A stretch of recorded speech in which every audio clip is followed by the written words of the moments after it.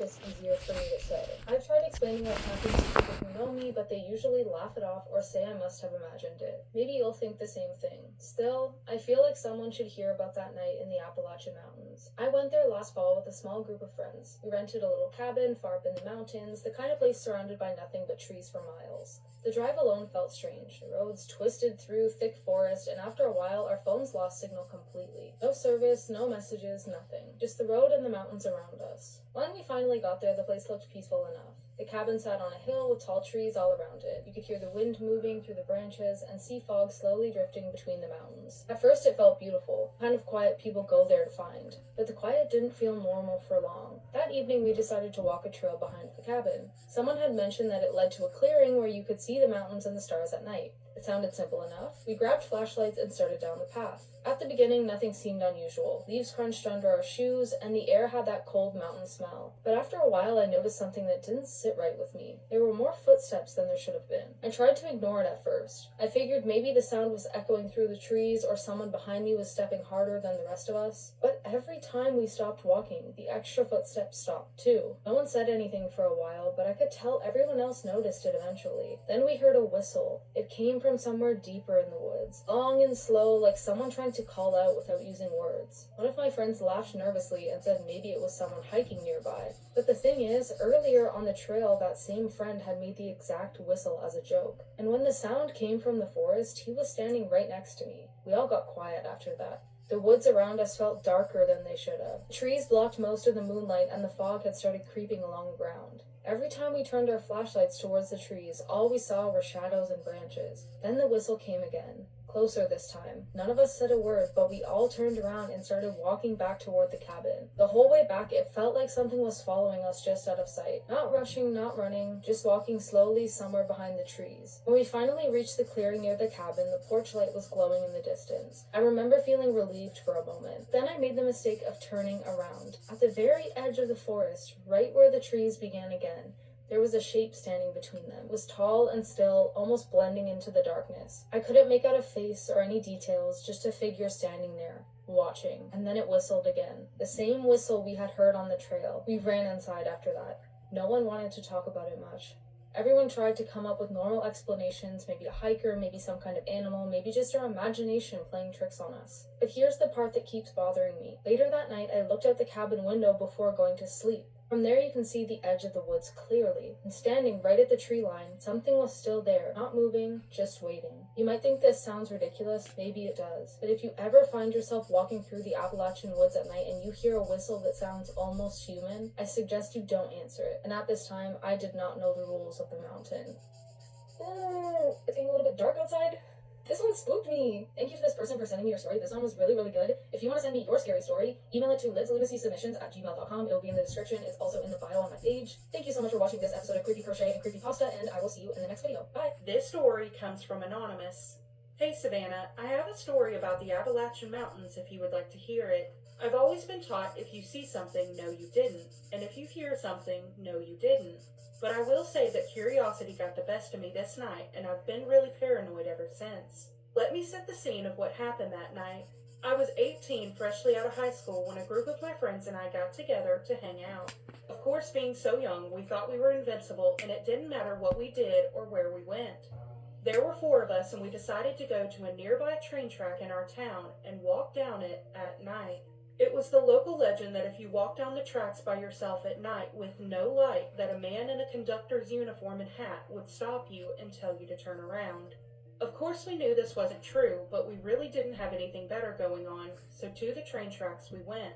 When we showed up, it was pitch black outside, and you really couldn't see much. We pulled out our phones and turned on our flashlights. We had to walk a little bit down this road to get to the train tracks.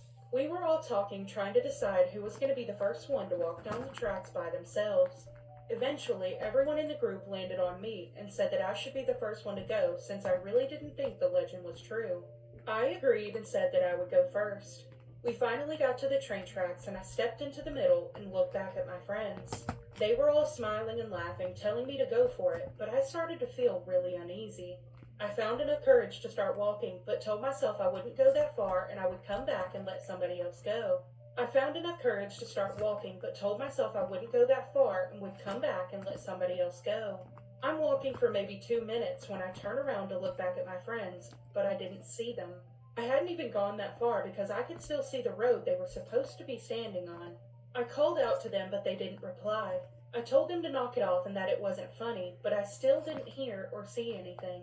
I turned around to see if maybe they had snuck by me through the woods to get behind me to try to scare me, but there was nobody there.